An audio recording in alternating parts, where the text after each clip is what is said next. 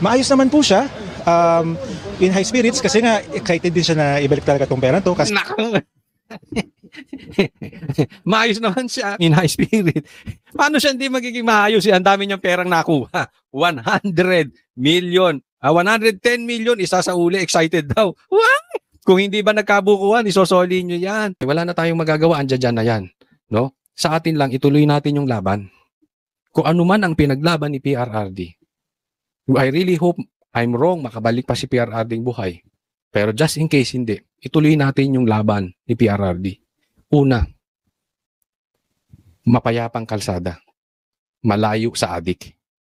Mapayapang kalsada, malayo sa mga makakaliwa at mga komunista, mga NPA, rebelde. Hindi korap na gobyerno, merong infrastructure gaya ng Davao. So, focus tayo doon. Yun ang nagustuhan natin kay PRRD. With PRRD or not, yun ang ilagay natin sa posisyon. Kaya nga sabi ko sa inyo, hindi naman ako panatiko sa kung sino man eh. Magharap ka sa akin ng pula at dilaw, na pink, pero talagang seryoso sa laban sa droga. Seryoso laban sa komunista. Seryoso laban sa mga nangingidnap ng bata at nagre-recruit dinadala sa bundok. Panigan natin. Pero ito, wala na po ito. Wala na tayong aasahan dyan. Baka nga, mabalitaan natin na stroke na si PRRD. Ayoko magbintang, pero it happens. Diba? Tuturukan lang ng kung ano yan, kunwari na stroke. Hindi natin alam, especially, this is politics.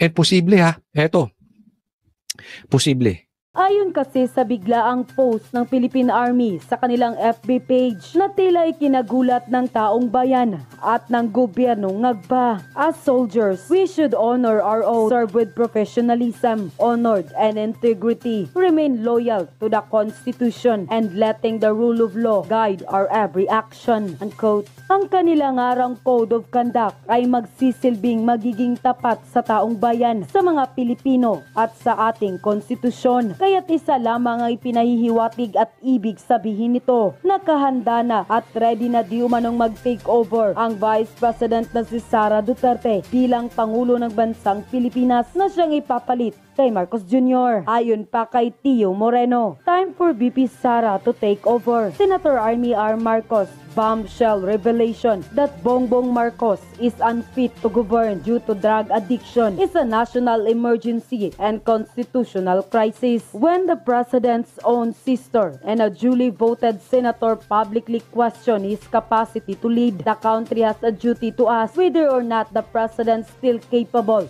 of discharging the powers of his office. And if the answer is no, the Constitution is crystal clear about what must happen next. Under Article 7, Section 8 of 1987 Constitution, the Vice President shall become the President in case of death, permanent disability, removal from office, or resignation of the President. Meanwhile, Section 11 provides the mechanism that the President may declare his own inability or the majority of the Cabinet may formally inform Congress that he can no longer function automatically, making the Vice President the acting President. These provisions exist for moments exactly when the health, stability, or mental competence of the Chief Executive is seriously in question. This is about preserving the stability of the Republic. A commander-in-chief who is compromised, whether due to illness, impairment of addiction, puts every Filipino at risk. Decision on national security, foreign policy, and disaster response in the economy required a leader and full command of his faculties. The allegation comes not from the critics, not from the opposition, not from anonymous sources, but directly from a Marcos that alone demands an institutional response, not a PR spin. The cabinet must now confront the difficult truth that their constitutional duty is to the nation, not to the president's family's name. The armed forces of the Philippines must also ensure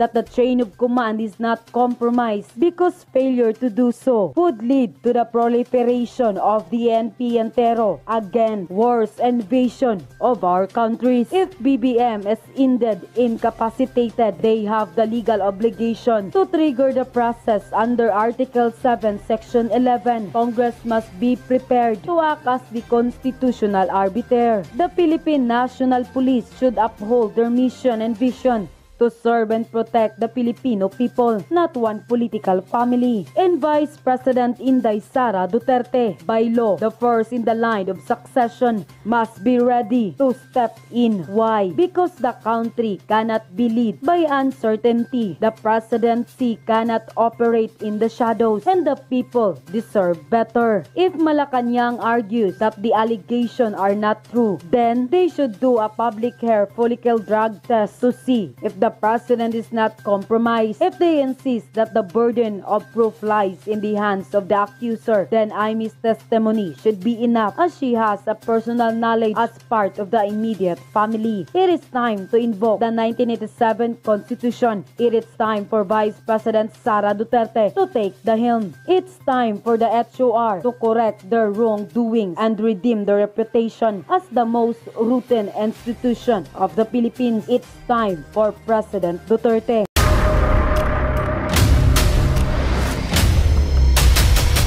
Bago tayo mag-umpisa, baka pwede nyong i-like ang video na to. Malaking bagay ang like sa aming mga content creators. Maraming salamat po.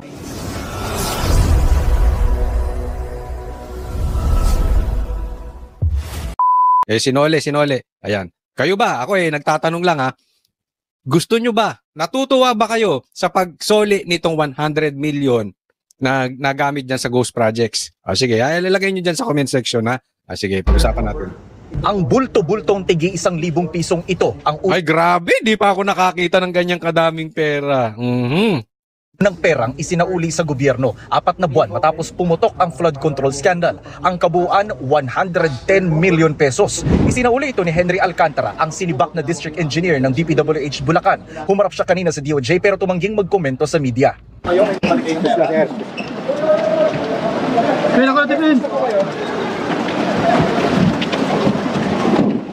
Maayos naman po siya. In high spirits kasi nga excited din siya na ibalik talaga tong pera to kasi Maayos naman siya in high spirit.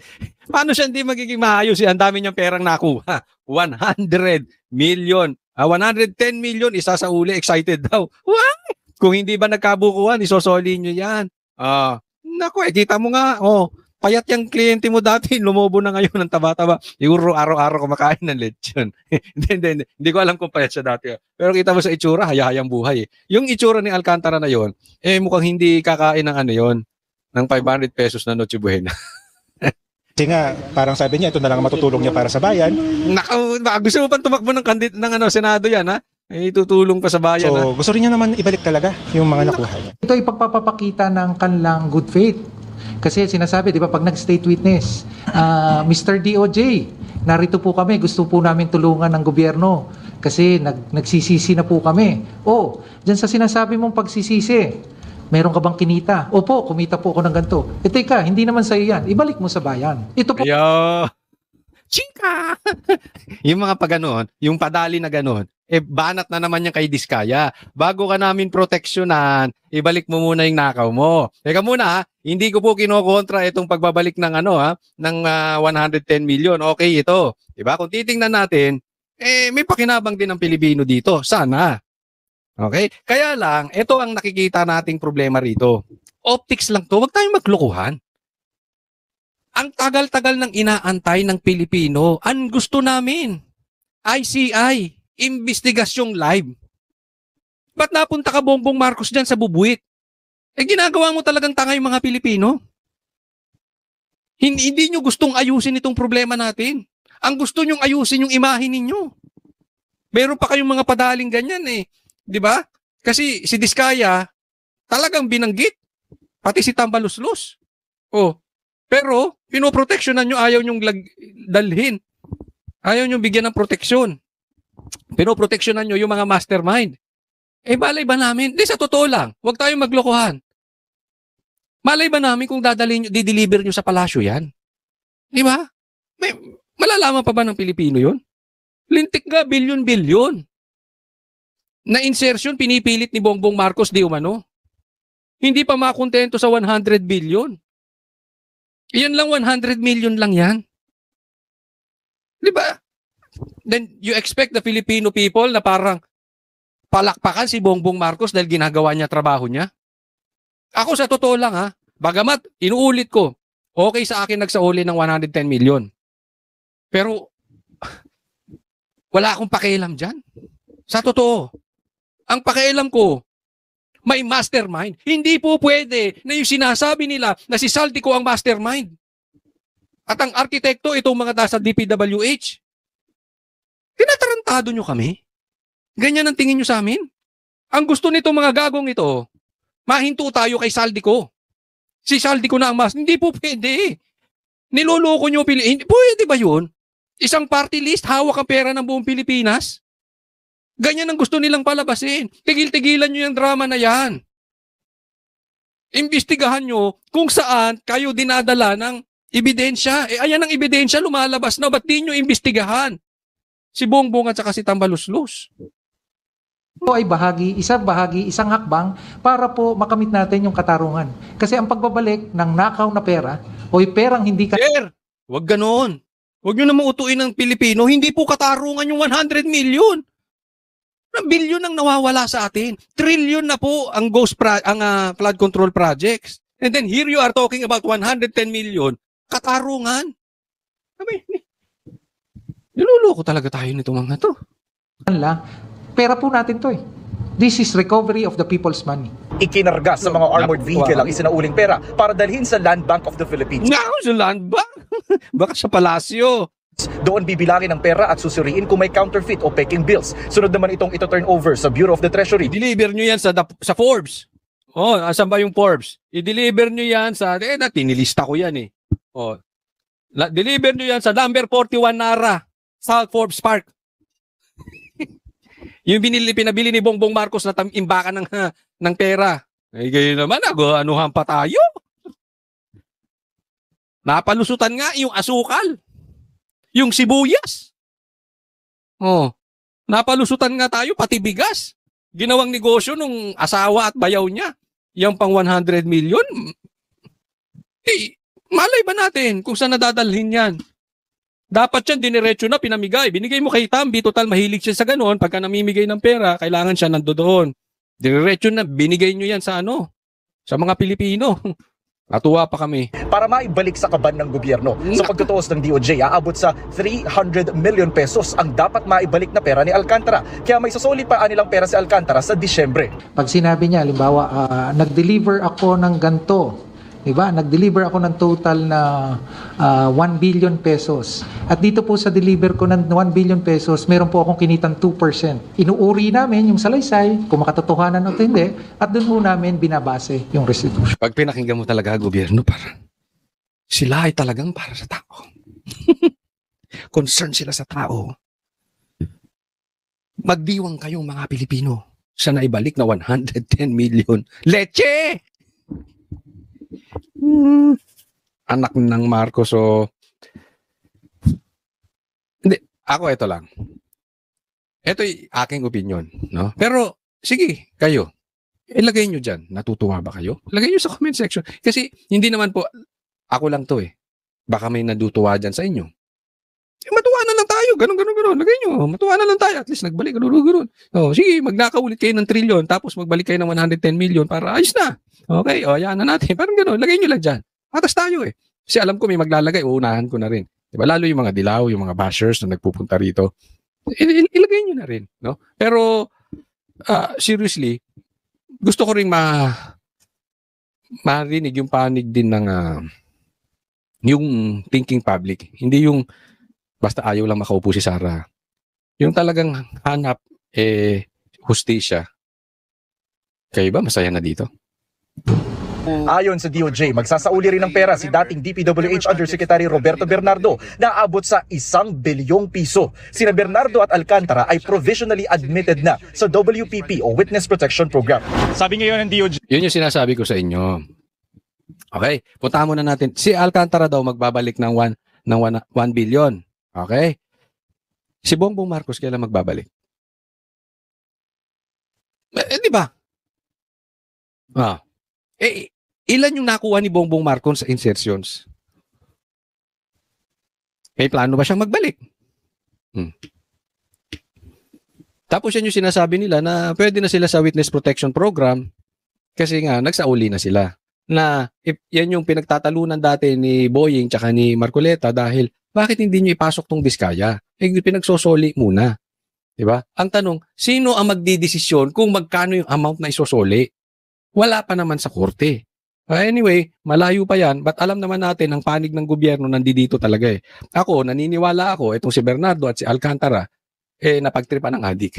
As simple as that. Napagtripan kayo ng adik, isasakripisyo namin kayo for the sake of optics, magbigay kayo ng pera, magbalik kayo ng pera para mabango tayo, lalong-lalo na ngayon sa panahon ngayon na galit ang taong bayan dahil hindi na-aprubahan yung interim release ni PRRD. So, galit na sila, kailangan may mapakita tayo, hindi naman natin kaya mapakulong si Tambi Loslos kasi pinsan ko yan at pag pinakulong natin yan, puputok sa akin, magsasalita yan, sasabit din ako.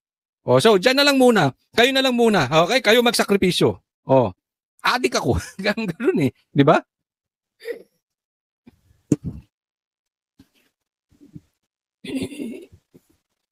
That is not enough. Kasi ganyan din ang ginawa nila kay Saldico eh. Isinasakripisyo para maging mukhang mga muy mabango sa publiko. Hindi.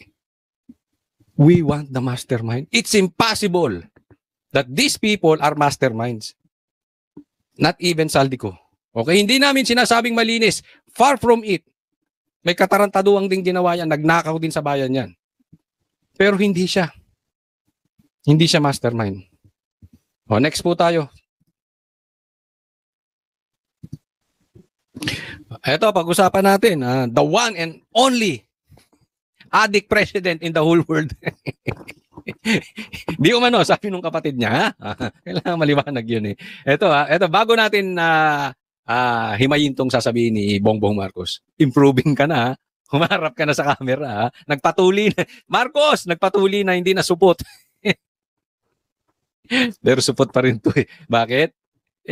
Puro naman ganyan. Puro recorded. Puro press release. Tapos sinong sumasagot ng tanong? Pagbardagulan na. Nakatago sa babae, di ba? Parang kumagat may hari. Magsasalita ko ito. Tapos ang sundalo ko babae. Para hindi hindi mainsulto kasi ang babanatan niya babae rin eh. Supot na to. Nakatago sa kay Claire. Sige, pasok. Private jets. You have the money to run, but you cannot outrun the Republic of the Philippines. So expect mo na kami maniwala sa mga ganyang statement. Babala ito ni Pangulong Bongbong Marcos sa mga pugante sa kaso kaugnay ng anomalya sa flood control project. Kabilang si dating Congressman Zaldico. May bago pang utos ang Pangulo sa paghahabol ng mga ari-arian ng puganting si dating Congressman Zaldico na saklaw ng freeze order ng Anti-Money Laundering Council AMLAC. Inatasan ko ang DOTR at saka yung CAAP na makipag-ugnayan sa mga kaibigan natin sa Malaysia at saka sa Singapore. Dahil ang mga pag-aari na helicopter at saka eroplano ay mukhang doon tinatago ni Saldico. Tinanong, yung mga eroplano sa mukhang doon tinatago sa Malaysia at saka sa Singapore. Tingnan mo, wala kang Intel funds. Ang laki-laki ng confidential funds mo, BBM. Saan mo dinala? Sa marijuana. Saan mo dinala? Sa pag-aadik. Ako'y nagtatanong lang, mukhang doon dinala? Maglalabas ka ng statement para siraan si Saldico. Hindi ko pinagtatanggol si Saldico ha. Kaya lang yung style na ganito, this is the style of Boying. This is the style ng mga tuta niya. Maglalabas ng statement pero hindi sure. Anong klase yun? Di optics lang. Itong gobyerno natin is fake. Parang puro sila palabas. Walang katotohanan. There is no truth in them. Mukhang nandun. Hindi nagsasalita ka ng ganyan. Ano ka ba? Presidente o pinabili lang ng suka? Na parang nagkakwentuhan. Oy, Brad! Pinabili ka suka dahil may pulutan kayo, chicharon, nagiinom kayo. Ang gago, no? Mukha daw doon. Nag-press release ka pa, mukha lang. At nakarehistro po ito sa kanyang kumpanya na tinatawag na Misbis Aviation and Development Corporation. Nauna nang sinabi ng abogado ni Ko na si Atty. Roy Rondain sa kumpanya at hindi personal na pag-aari ni Ko ang air assets. Pero paninindigan ng Pangulo, anumang galaw at disposition sa mga ito ay bawal. Hindi pwedeng gamitin ang mga ari-arian na galing sa kaban ng bayan na tinakaw ninyo para tumakas o umiwas sa batas. Ngayon, hindi pwedeng gamitin ang mga ari-arian na galing sa kaban ng bayan. Eh, paano yung kinurakot ng anak mo? Oh, di umano. Paano yung kinurakot, pati hindi naman opisyal na asawa mo? Ng bayaw mo? Di umano. Hindi rin pwedeng gamitin? Baisoli nyo yun. Buong pamilya kayo dito eh. But, ayaw kayo magpa-submit. Di ba? Mag-submit kayo sa investigasyon. Paimbestigahan mo. Kung wala kayong talagang kinalaman, paimbestigahan mo sa Blue Ribbon. Wag lang sa ICI. Sa totoo lang, wala kaming tiwala sa ICI. Pero sa Blue Ribbon, kahit yan pinangungunahan ng tuta mo, at least may mga matitinong mga senador doon na pwedeng magtanong. At saka naka-live. Di ba? Paimbestigahan mo nga yung anak mo doon. Paimbestigahan mo nga si Tambaluslos doon. Paimbestigahan mo nga yung asawa mo doon. Oh. Eh. You cannot steal from Filipino people and expect to hide or fly away on your private jets. Babalik sa'yo yan, Bongbong Marcos. Ha? You cannot steal from the Filipino people and expect to fly on your jets. Babalik sa'yo yan. Because someday, reckoning will come. Ako lang it's impossible na malinis to si Bongbong. Kasi yung paghiwalay niya, tingnan natin yung paghiwalay niya sa sitwasyon, pinapakita niya malinis siya. Okay. You are not clean. Alam mo kung bakit ka lang malinis? Sa paningin ng iba? Dahil hostage mo si BP Sara. Halimbawa, ang Vice President ay si Risa Hontiveros. Kinakarni ka na ng dilawan. Wala nang naniniwala sa'yo. And kaming mga DDS, just in case, okay, just in case nga, for discussion purposes, si Risa Hontiveros, ang Vice President, we will support the call for you to resign. Kahit si Risa ang papalit. Kasi hindi naman to issue kung sino yung papalit. Ito ay issue ng pagnanakaw sa kaban ng bayan. That is the difference of DDS and the Dilaws. Naiintindihan mo? Kaya mukha ka lang malinis, Bongbong Marcos, sa publiko, pero hindi naman talaga. At alam naman nila ang kalokohan mo dahil si Vice President Sara ang uupo.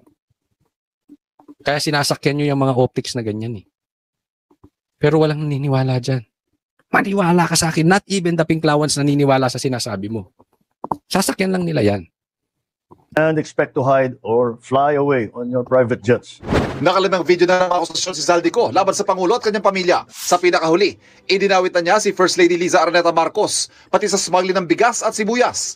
Bagay na tinawag na kasinungalingan ni Agriculture Secretary Francisco Chu Laurel. Reaksyon daw dito ng unang ginang. Reaksyon daw dito. Anong reaksyon daw dito ng unang ginang? Gusto niyo marinig ko anong reaksyon ng unang anong reaksyon ng unang ginang? Ito. Kilala po natin. Okay, ikaw na ba unang ginang? Pambira. Ako, siguro tatawa ko ng tatawa pag gumaganyan-ganyan na yan. Kailan kaya magaganyan yan si Claire? Hindi, tanong ko sa inyo, tanong kayo sa mga manonood. Sa tingin nyo darating nga paano magaganyan na rin si Claire? Ako kasi naniniwala ako.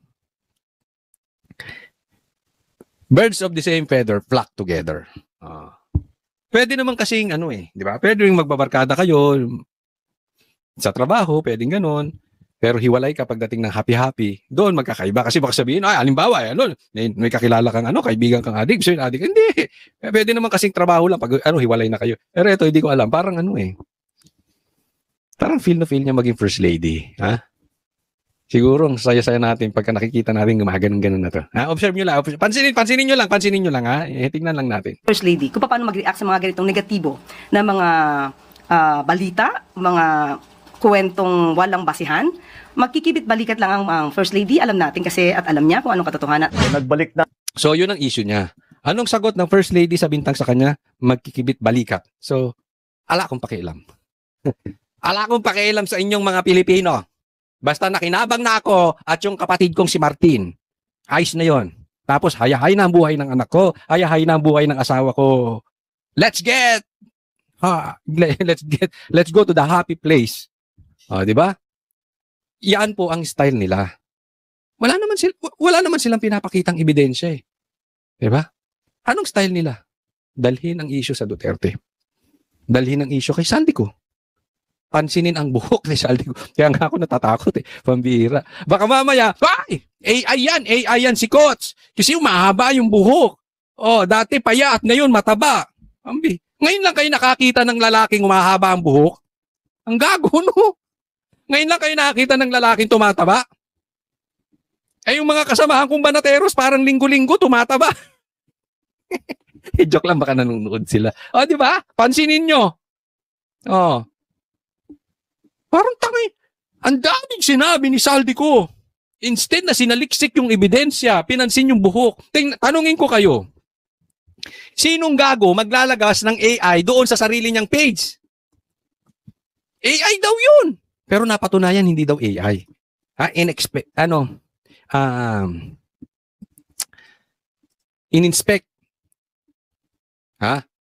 Tiningnan mabuti.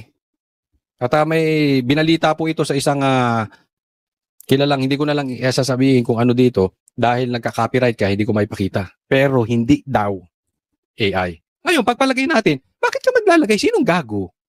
Facebook page ko, maglalagay ako ng video ko AI. Di ba? Parang taka, no? Paano sabihin? Paano, Coach? Kunwari, hindi naman talaga si Saldico yun. Ginagawan lang nila para malay mo, inipit si Saldico. Inipit ng mga nakapaligid sa kanya. Sabihin na naman nila, inipit ng mga DDS. Tapos ginawa ng AI si Saldico, napasok na hack yung kanyang Facebook. Posibleng AI, di ba? Hindi nga daw AI. Pero for discussion purposes, kahit AI yon, kinonfirm. Tandaan nyo itong sasabihin ko ha. Kinonfirm ng abogado ni Saldico yung ebidensya. Kasi na-interview po siya dyan. Tinanong siya, meron ba siyang ebidensya? Yes, meron. Meron ba siyang ebidensya at meron bang silang palitan ng messages ni First Lady? Yes, meron. Kaya yaan ang inaantay nating ilalabas. Possibly. Dahil merong palitan ng mensahe si First Lady tsaka si Saldico. Nagigets nyo? Anong kalukuhang AI sinasabi ninyo? Wala silang ginigiba sa ebidensya ni Saldico kung hindi buhok at tumaba. Yan ang abogado natin. Congratulations, Claire. Congratulations, Gadon. Bagay kayo. Patotohanan. nagbalik na ng Ibinalita rin ng Pangulo ang pagsasauli ng 110 million pesos ang dating DPWH District Engineer na si Henry Alcantara. Sarap ng taba niya, no? Sabi ng Pangulo, patuloy na hahabulin at ibabalik ang mga ninakaw na pondo sa mamamayang Pilipino. Sige nga, habulin mo yung anak mo. Sige nga, habulin mo yung bayaw mo. Hanggang dyan lang kayo. Sige nga, habulin mo yung pinsan mo. Wala. Mga Pilipino, huwag na kayong umasa hanggat nakaupo ito at ang dilaw ay kinakain ng tae nito. Hanggang kay Saldico lang yan. Hamon niya kay Ko at iba pang wanted na patuloy na nagtatago. Kaya kayo mga pugante, umuwi na kayo. Ang payo ko sa inyo, hindi na kayo turista. Nakakatakot yung pananakot. Nakakatakot. Kasi pag sabi nga, what the president wants, the president gets. Kakatakot. Kasi pag may binanggit to si Bongbong Marcos, nangyayari, di ba? Kaya umuwi na kayo, mga pugante. Roque, matakot kayo. Pag nagsalita to, halimbawa, 20 pesos na bigas, nangyayari. Hindi makakapasok ang EDCA. Hindi nakapasok ang EDCA. Walang pumasok na baril sa KOJC. Walang nakapasok. Hindi makakapasok ang ICC sa Pilipinas. Hindi nakapasok. Lahat ng sinabi nito nangyayari. Kabahan na tayo sa statement ng yan. I'm so scared. hinahabol na kayo ng batas. Para sa GMA Integrated News, Ivan Mayrina nakatutok. So influential, lakas ng boses mo. Sige, next po tayo. Ito, pag-usapan po natin itong interim release ni PRRD, ha? Oo, anong naging desisyon at bigyan natin ng komentaryo. Appeals Chamber finds that the defense has failed to show that the Pretorial Chamber erred in its assessment. For these reasons, the third ground of appeal is rejected. Finally, the Appeals Chamber notes that the Pretorial Chamber reached its conclusions in relation to the risks enumerated in Article 58(1)(b) of the statute on the basis of a comprehensive assessment of the information before it. So sa madaling salita, denied po ang interim release ni Pangulong Duterte. Tayo po ay nalulungkot dito, pero alam nyo sa katotohanan, expected ko na ito eh. And alam ko expected din to ni PRRD.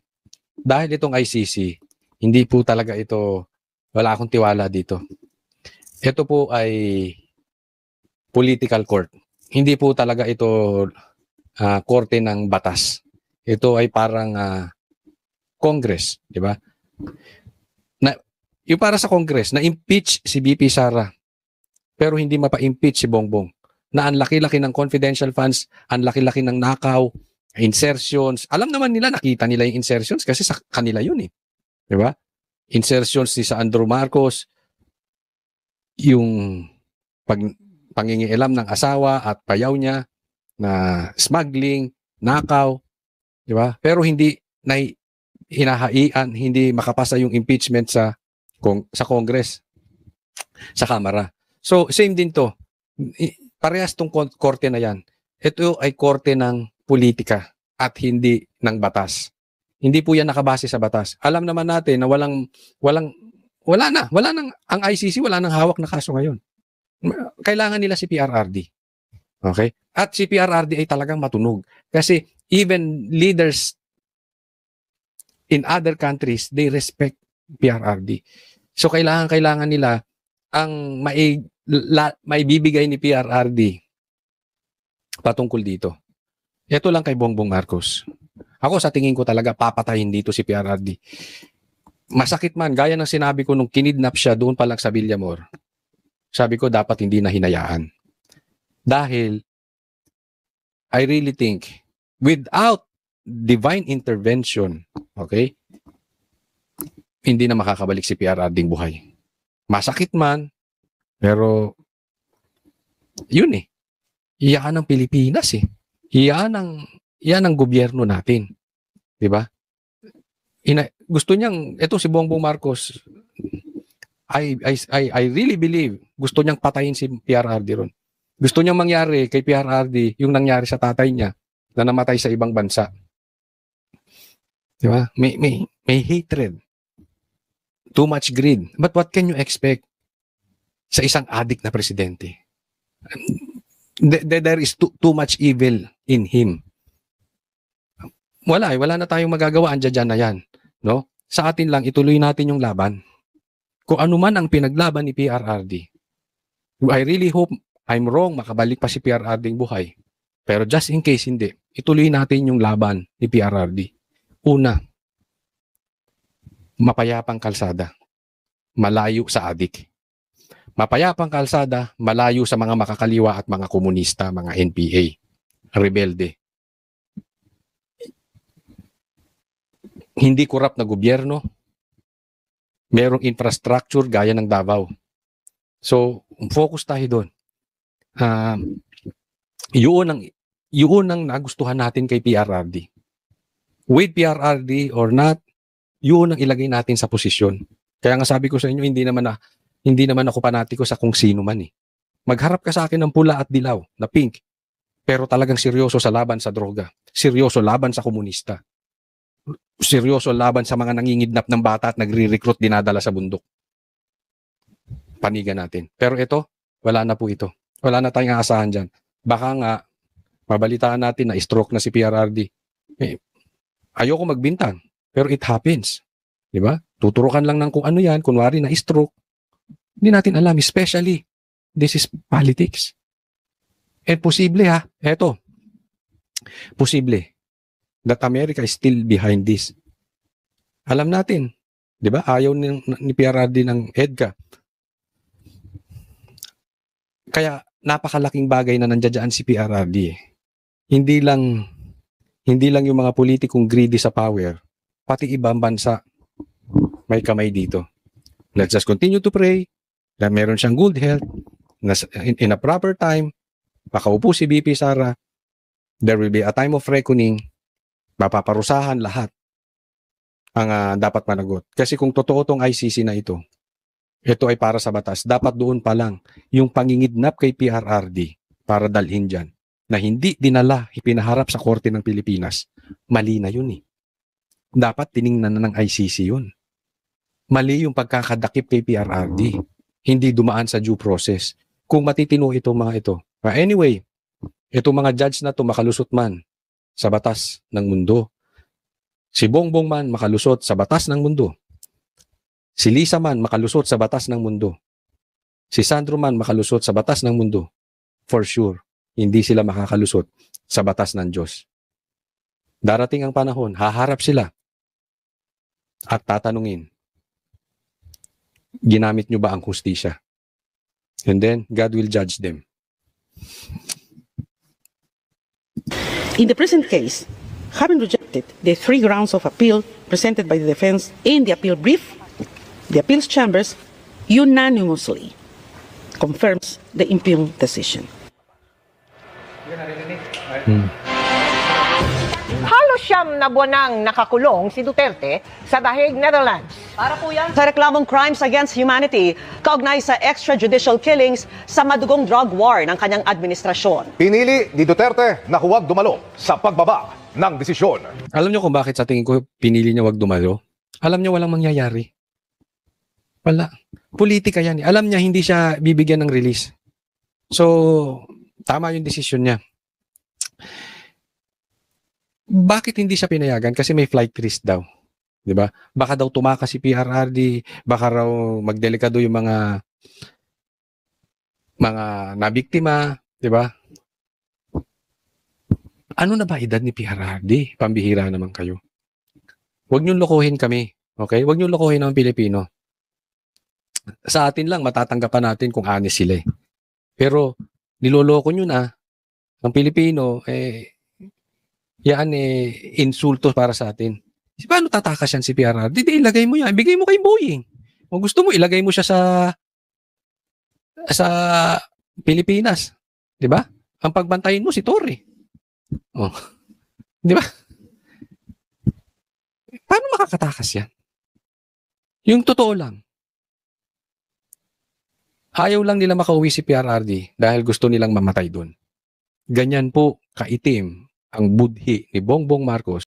Ama naming Diyos na makapangyarihan sa lahat, salamat po sa iyong pagmamahal na hindi nagmamaliw.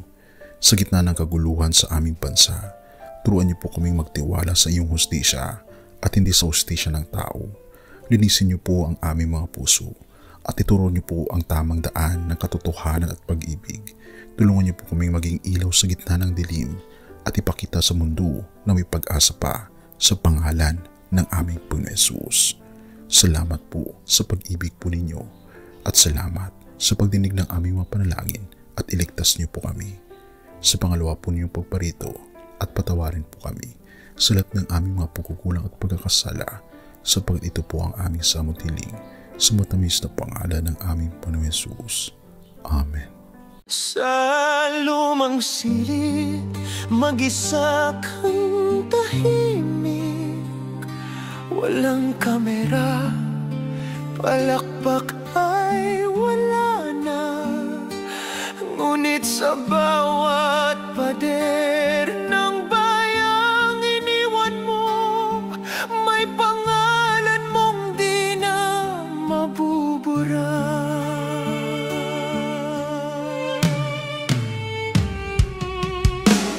Minsan kang naging balikat ng mahihina, kalaban ng takot, kakampi ng masa.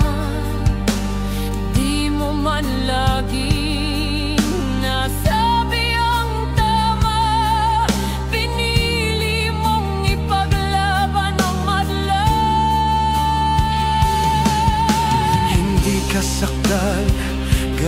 naming lahat, pero tumindi ka nang walang pag-atras. At ngayong pagod ka na, tatay, kami naman ang sasalo ng bawat bigat.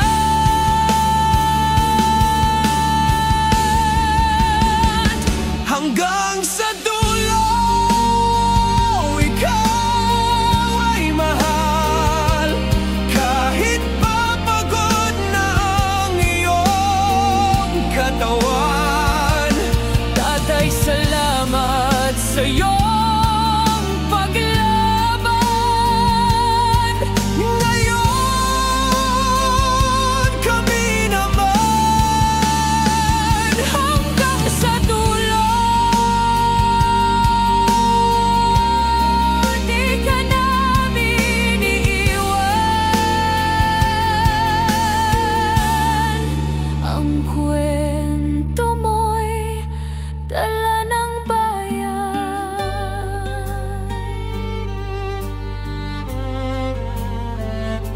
Tahimik ka na sa mga batikos, wala nang tugon, wala nang galit, pero sa mata ng mga maralita, naroon pa rin ang tapat mong alaala.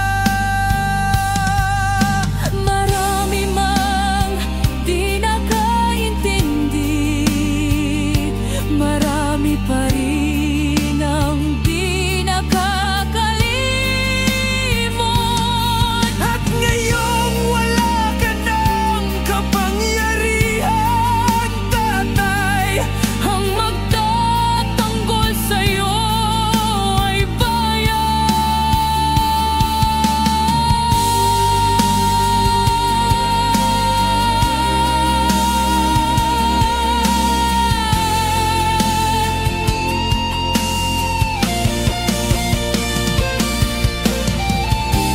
hindi ka nag-iisa, kahit ngayon.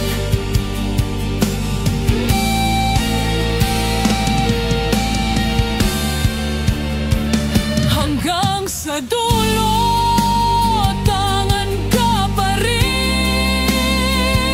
sa puso ng batang minsan mong pinakain. Hanggang sa dulo, di ka nag-iisa. Ang dasal ng bayan ay sa'yo pa rin. Tatay, kami naman ang lalaban sa ngalan mo, sa alaala mo. Hanggang sa dulo, dalangin ka ng puso ng masa.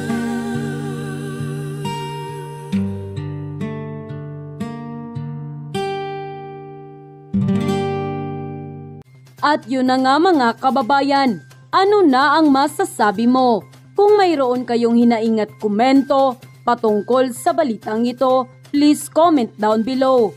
Pag-uusapan natin yan sa comment section. At kung nagustuhan nyo ang video, ay huwag kalimutang mag-like at i-share na din para mas marami pang makaalam at umabot ito sa marami sa ating mga kababayan. Maraming salamat po. Mabuti pa ang sardinas, may label. Eh tayo, wala. Nay, ito na yung bayad ko sa isa, ano? O, kunin mo yung isa. Isa muna, iyan, no? Tapos, isa pa, di ba? 4 dapat na sardinas, eh. O, yan. 3 na. Pang-4 na sardinas. O, okay na.